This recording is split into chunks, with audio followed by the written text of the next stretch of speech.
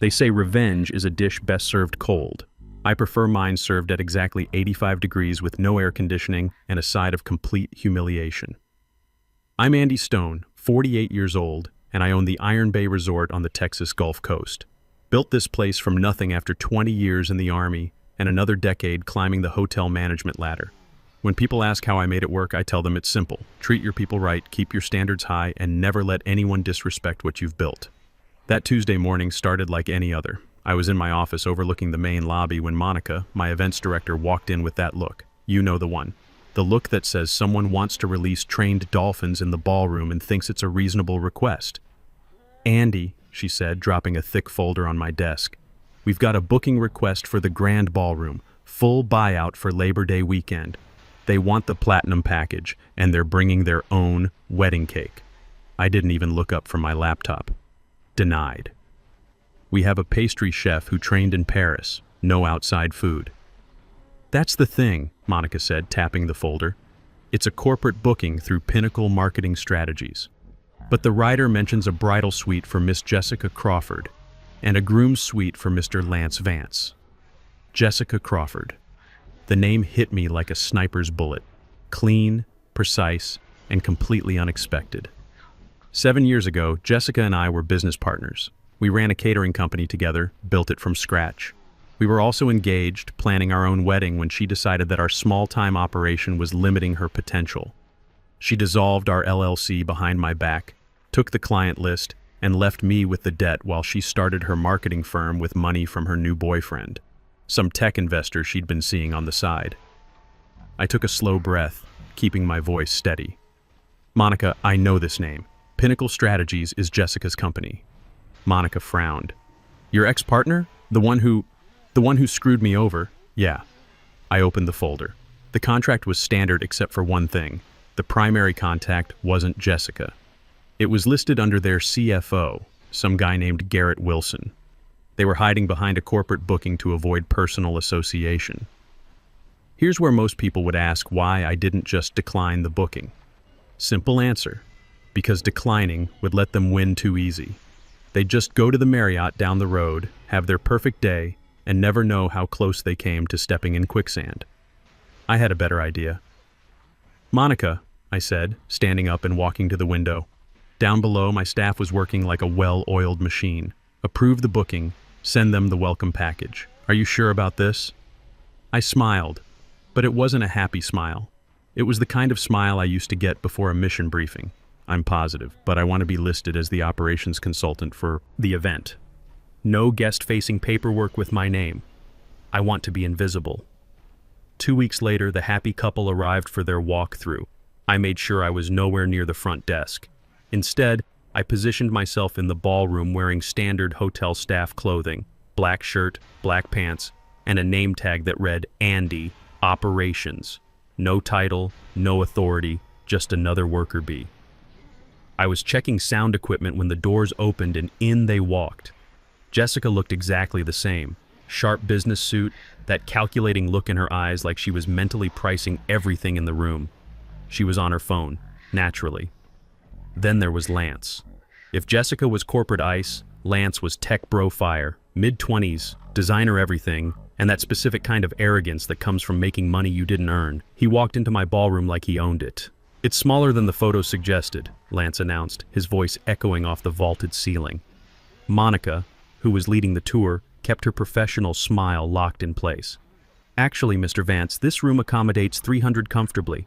For your guest count of 180, it will feel quite spacious." "I don't want spacious," Lance snapped. "I want impressive." "Jessica, get off the phone. Your employee here doesn't understand the vision." Jessica lowered her phone but didn't put it away. "Lance, it's investors. The Q3 numbers need—" "I don't care about your numbers right now. This place needs to scream success, not suburban mediocrity." I stood near the service entrance, clipboard in hand, watching. This was the moment of truth. Would Jessica recognize me? We'd lived together for 3 years, planned a life together. Her eyes swept over me like I was a piece of furniture. No recognition. I'd cut my hair short, military style, since our breakup. Added some gray to the temples. But still, to be looked at and not seen by someone who supposedly loved you once, that stings. It also made me dangerous. Monica gestured toward me. This is Andy from our operations team. He'll ensure everything runs smoothly. Lance barely glanced at me. Whatever. Just make sure your people stay out of the way during photos. That's when I saw him. Our doorman, Wyatt Murphy, 67 years old, Marine Corps veteran, worked for me since day one. He was helping set up chairs, moving slowly because his knees gave him trouble. Souvenir from Fallujah. Lance noticed him too. "Hey," Lance called out. "Old man, those chairs are crooked." Wyatt looked up, confusion on his weathered face. "Sir? The chairs. They're not aligned. Are you blind or just lazy?" I felt something cold settle in my stomach.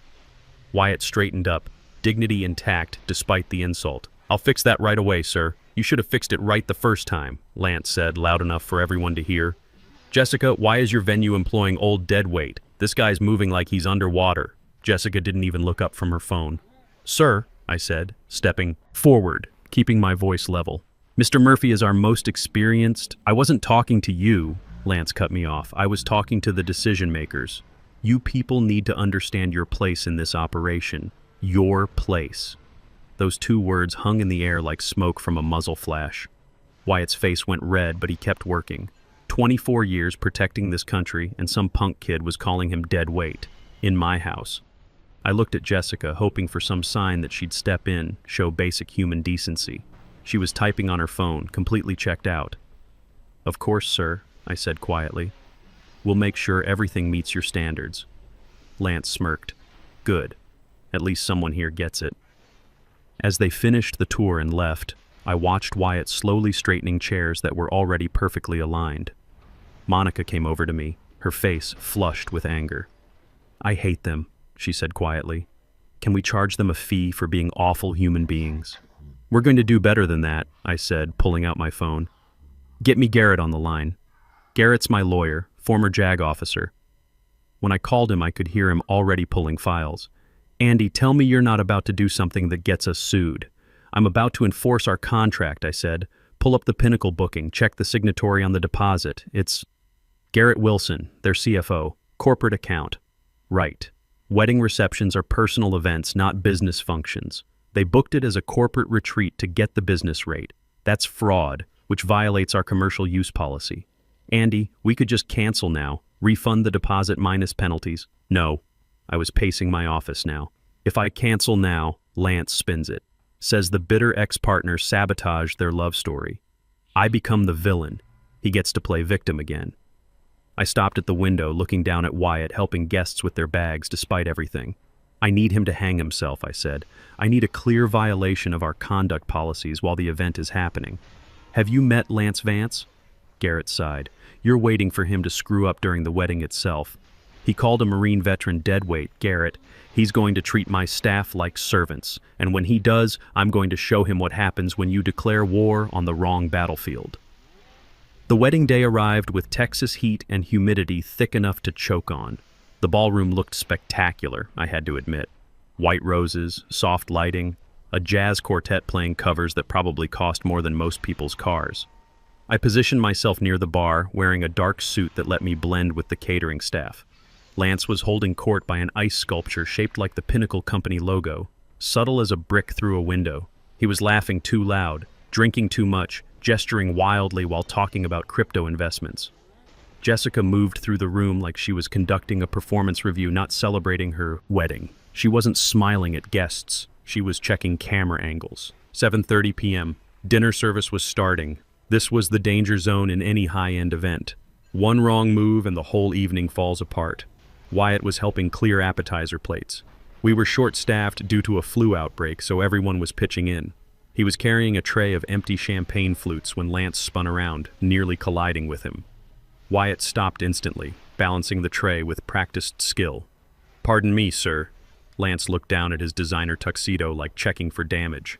There was nothing there, not even a wrinkle. "Watch where you're going," Lance snapped. "You almost ruined a $5,000 tux with your clumsiness." "My apologies, sir," Wyatt said, lowering his head. "Don't apologize," Lance said, his voice carrying over the jazz music. "Be competent. The help is everywhere tonight. It's like an infestation." Infestation. He called my people, my Marines, my veterans, my family, an infestation. I took a step forward, my hand tightening around my water glass. Not yet. Let him finish digging. Jessica approached, putting a hand on Lance's arm. Baby, relax. Everything's fine. It's not fine, Jessica. The staff is incompetent. Look at this guy. He's ancient. Why is your venue hiring fossils?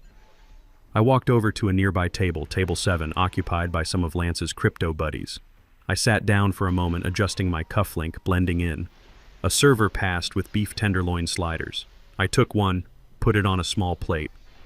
Quality control, you understand. Lance swept past the table, heading for the head table. He saw me sitting there, saw me eating. He stopped. He looked at me, a man in a dark suit eating his food. He didn't recognize me as the operations guy from the walkthrough. To him, I was just staff who'd gotten too comfortable. Excuse me, he said, his voice dripping with disdain. I looked up, chewing slowly. Yes? He reached down and literally took the plate from my hands. Staff, he said, loud enough for the whole table to hear, eat in the kitchen. The table went silent. His crypto friends looked uncomfortable. Jessica, standing 10 feet away, turned around. For a second, I saw something flicker in her eyes. Recognition, maybe, or just confusion. Lance, Jessica said weakly, let's go sit down. Lance glared at me. Do your job. Get out of the guest area. You're ruining the aesthetic. He turned and walked away, handing my plate to a passing server. Trash this. I sat there for exactly 3 seconds. In those 3 seconds, I thought about the last 7 years, the bankruptcy hearings, the nights I slept in my car because I couldn't afford rent, the way I built this place brick by brick to be a place of hospitality and respect. And this kid, this tourist in my life, just told me to eat in the kitchen. I didn't yell. I didn't make a scene. I stood up, smoothed my suit jacket, placed my napkin on the table perfectly folded. I looked at Lance, who was guiding Jessica to their throne. He was smiling, probably thinking he'd just put some uppity employee in his place. Time for him to learn otherwise. I walked toward the service exit. Monica was standing by the door, eyes wide. She'd seen the whole thing. Andy, she whispered, are you okay? I stopped, looked at her. My face must have been something to see because she actually took a step back. Monica, I said quietly, execute Protocol 0. Protocol 0? But that's for emergencies, fires, hurricanes. This is a hurricane, I said, pushing through the swinging doors. Category 5, named Lance. Shut it down. I walked into the kitchen. The noise hit me immediately. Clattering pans, shouting cooks, the organized chaos of dinner service. Everyone stop, I said. It wasn't a shout, it was a command. 20 years of military bearing in those 2 words. The kitchen went dead silent. Set down your tools, I said. Turn off the ovens. We're done for tonight. My head chef, Shane, stepped forward. Andy, the main course. The salmon is firing now. The salmon is canceled, I said. Staff eat in the kitchen. So tonight, let's eat. I grabbed a bottle of champagne from the service refrigerator, popped the cork with my thumb, and took a long drink. You have 15 minutes to pack up, I told the room. We're closing the hotel. There's a specific kind of silence that falls over a kitchen when the ventilation hoods shut down. It presses against your eardrums like deep water. Andy, Shane said, wiping his hands on his apron. Are you serious? The contract is void, I said, walking toward the back office. They violated our staff conduct policy and our booking agreement. I'm exercising my right to refuse service. I looked at my team, 25 people, cooks, dishwashers, servers. They looked confused but also relieved. They'd been dealing with Lance's attitude all week. Everyone gets paid for the full shift, I announced, plus hazard pay. Now clear the stations. I took the service elevator to my office and sat down at my desk. Everything in my hotel is connected. Lights, sound, AC, locks, all controlled from this computer. I called my security chief, Kevin. Former MP, solid as a rock. Kevin, I need a perimeter. We're evicting the grand ballroom. Evicting? Kevin's voice crackled over the radio. Hostile situation. I want 2 guards at the main doors. Suspend valet service. Bring all the cars around and hand the keys to the front desk. Nobody waits for their car tonight. Timeline? 30 minutes. Let them finish their salads. I'm not heartless. I hung up and turned to my monitors. Camera 1 showed the ballroom. Lance was laughing at something his best man said. Jessica was picking at her salad, looking bored. They had no idea that beneath their feet the gas lines to the kitchen had just been shut off. Camera 2 showed the contract. I highlighted the cancellation clause. The venue reserves the right to cease operations immediately if guests engage in behavior deemed abusive or threatening to staff. He called my Marine dead weight. He told me to eat in the kitchen. Game over. I picked up the phone and called the DJ booth. Hey, this is Andy from Ops. After your current set, cut the sound system. Tell them there's a power surge, but the speeches are next. Exactly. Pack your gear. You'll be paid in full. I watched the monitors. Servers were clearing salad plates. Normally, this is when the main course would start. 180 salmon fillets hitting the grill. Instead, the kitchen was dark and my staff was sitting on prep tables, eating the wedding food. Shane was slicing the beef tenderloin and passing it out to the dishwashers. It was beautiful. I saw Monica enter the ballroom on camera. She looked pale as she walked to the head table and whispered something to Jessica. Jessica frowned, pointed at her watch. Monica shook her head and pointed toward the kitchen. Lance slammed his hand on the table. Here we go. My phone buzzed. Text from Jessica. There's a problem with the kitchen. Fix it. We're paying good money. She still thought she was texting an employee. Still thought money was the universal solve button. I didn't reply. Instead, I opened the climate control app. Grand ballroom, current temp 72 degree F. Target temp 85 degree F. It's Texas in September. Without AC, a room with 180 people becomes a swamp fast. I wasn't just kicking them out. I was sweating them out. The door opened. Garrett walked in with the termination papers in his hand. You're really doing this, he said, looking at the screens. Staff eat in the kitchen, Garrett. Tonight the staff eat prime rib and the guests don't eat at all. She really got under your skin. It's not about Jessica, I said, adjusting the AC down another 2 degrees. It's about standards. Lance just failed his inspection. I stood up. Come on, let's go deliver the news personally. I walked down to the mezzanine balcony overlooking the ballroom, hidden spot behind fake ivy where lighting techs usually work. From here, I was a general watching the battlefield. The room was changing. You could feel it. The crisp air was being replaced by thick Texas humidity. Guests were fanning themselves with menu cards. The servers had vanished, leaving dirty plates like abandoned equipment. But the show was still going. The best man had just finished some rambling story about college. Now Lance stood up, tapping the dead microphone. Is this thing on? Thump, thump. Can we get some sound engineering? The sound guy was already gone, gear packed. Whatever, Lance sighed, holding his champagne glass. I want to thank everyone for witnessing my upgrade tonight. Nervous chuckles from the crowd. No, really, he continued. Jessica told me about her past, how she used to be held back by small-time partnerships that didn't understand her vision. I gripped the railing. He was talking about me, our catering business. Jessica had rewritten history to make me the anchor instead of the engine. She started from the bottom. Lance gestured to the room. And now look, we're here in this adequate venue, celebrating how true excellence always rises to the top. The crowd murmured. Insulting the venue you're standing in, bold move. Jessica, baby, you finally found someone who matches your ambition and your tax bracket. Here's to leveling up and leaving the past where it belongs, in the clearance section. He raised his glass. Jessica beamed like she'd just closed a major deal. As Lance finished his toast, the room went silent. Not the silence of awe, the silence of confusion. The band wasn't playing. No servers appeared. A guest at table 4 waved her hand. Excuse me, is it getting hot in here? It's sweltering, another guest agreed. Lance frowned. Jessica, tell them to fix the AC. And where's the main course?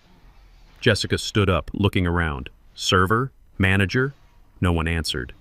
The floor was empty. I pulled out my radio. Kevin, lock it down. Below me, the main doors clicked shut. Not locked, fire code, but the magnetic holders engaged, making them heavy and obvious. What is going on?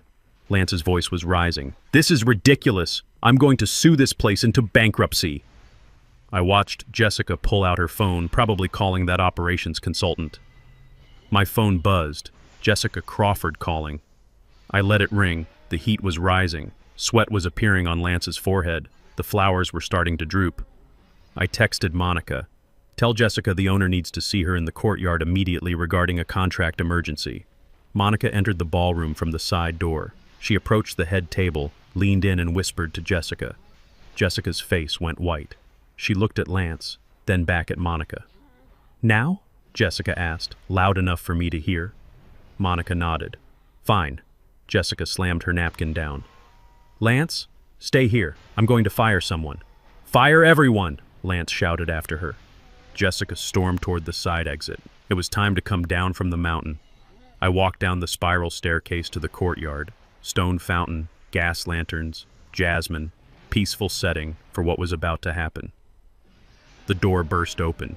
Jessica stormed out, her dress wrinkled from the heat. "Where's the manager?" she shouted at the empty space. "I want the owner right now!" I stepped out from behind the fountain. "Hello, Jessica."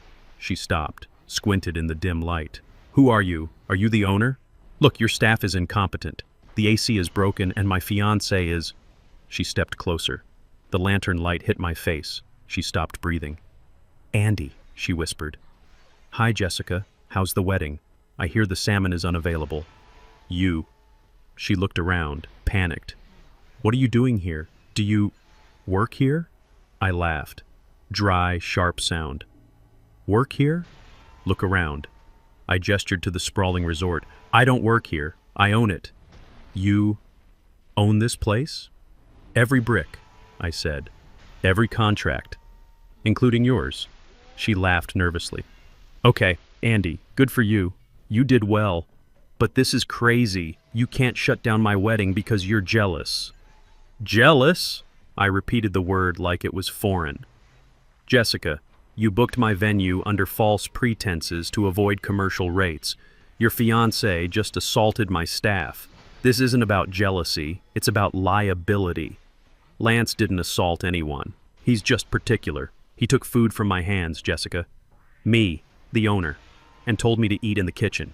Jessica went pale. "That was you? In the suit?" "That was me." She ran her hands through her hair. "I didn't know. Look, I'm sorry. Lance is under pressure. Let's fix this. Turn the AC back on, get the food out. I'll pay double. I don't want your money, Jessica. I already have your deposit. According to the contract, I keep it when there's a breach." "Breach? We're guests. Guests follow the code of conduct. You're now liabilities." The door banged open. Lance marched out, sweating, his designer composure completely gone. "Jessica, what's taking so long? It's a sauna in there. People are leaving." He stopped when he saw me. "You? The kitchen guy? What are you doing here?" "Jessica, why are you talking to the help?" Jessica looked sick. "Lance, he's not the help." "What?" "He owns the hotel." Lance froze, looked me up and down. "Him? This guy owns this place? Please, look at his haircut." I smiled. "It's a military cut, Lance. 20 years Army. And yes, I own the hotel, which means I own the ballroom you're standing in and the air you're wasting. You can't talk to me like that. Do you know who my father is? Does he know you're having your wedding at a venue owned by your fiancé's ex-partner?" Lance whipped around to Jessica. "Ex-partner? This is him? The catering loser?" "Hospitality entrepreneur," I corrected. "And yes, it's me." Lance turned red. "Jessica, did you know this?" "No, I swear, I used an agency." "You brought me to your ex's hotel?" Lance screamed, shoving her arm. "You cheap idiot! This is humiliating!" "It gets worse," I interrupted. "The wedding's canceled. Security is escorting your guests out as we speak." "You can't do that!" Lance shrieked. "I have rights!" I pulled the folded contract from my pocket. "Actually, you have a breach of contract. Multiple clauses. Basically, you broke every rule except no smoking." I handed the paper to Jessica. She took it like a death warrant. "You have 5 minutes to collect your belongings." "This is insane." Lance looked like he might vomit. "I'm not taking an Uber in a designer tux." "Then you can walk," I said. "It's a lovely night." Lance let out a scream of frustration and turned on Jessica. "Fix this. Fix it now, I think," I said softly. "Someone already beat you to that." I turned and walked back toward the hotel. Behind me, Lance was screaming at Jessica about lawyers and lawsuits. Back in the lobby, controlled chaos reigned. My security team was politely but firmly moving guests toward the exits. Outside, Jessica and Lance stood on the curb with their luggage. A police car rolled up. Officer Martinez got out. Evening, Andy. Got a call about a disturbance. Thanks for coming. Some guests refusing to leave after their event was terminated. Lance saw the police and ran over, crying actual tears. Officer, arrest this man! Martinez looked at Lance, then at me standing on my own property. Sir, the owner asked you to leave. That means you leave or it's trespass. One guest had started filming. The owner just evicted the bride. Lance lunged for the camera. Martinez grabbed his arm. That's enough. Taxi or jail. Lance grabbed his suitcase and dragged it down the driveway. Jessica followed into the darkness. The next morning, I sat on my balcony with coffee and my tablet. The video had 800,000 views. Comments were fire. Legend moved by the owner.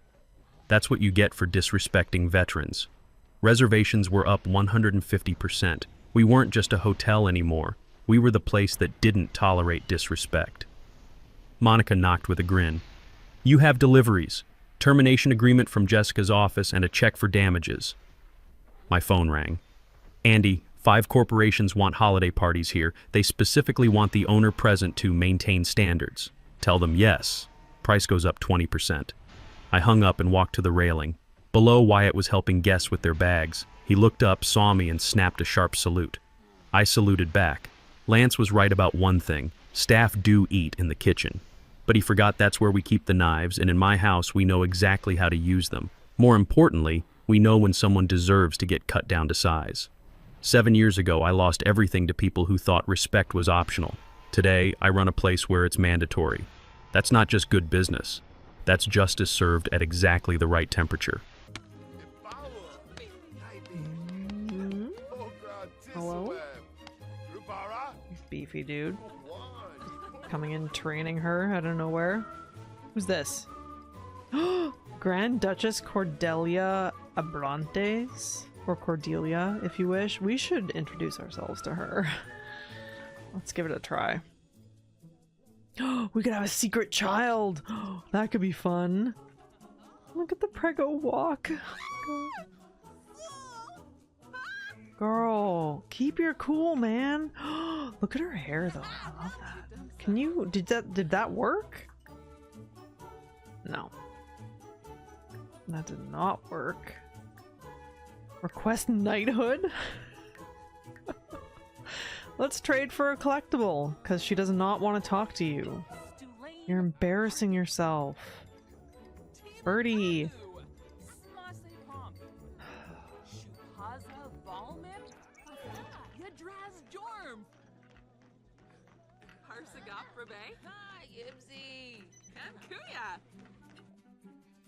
Okay, what should we give her?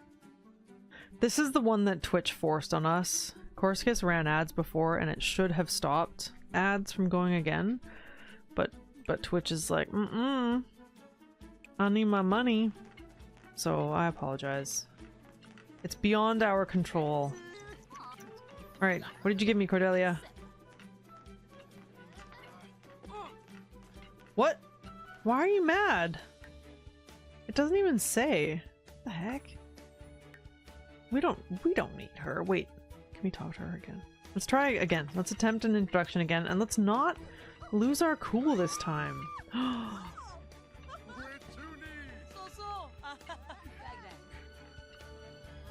She literally screamed at her. Like, how is that? It worked though!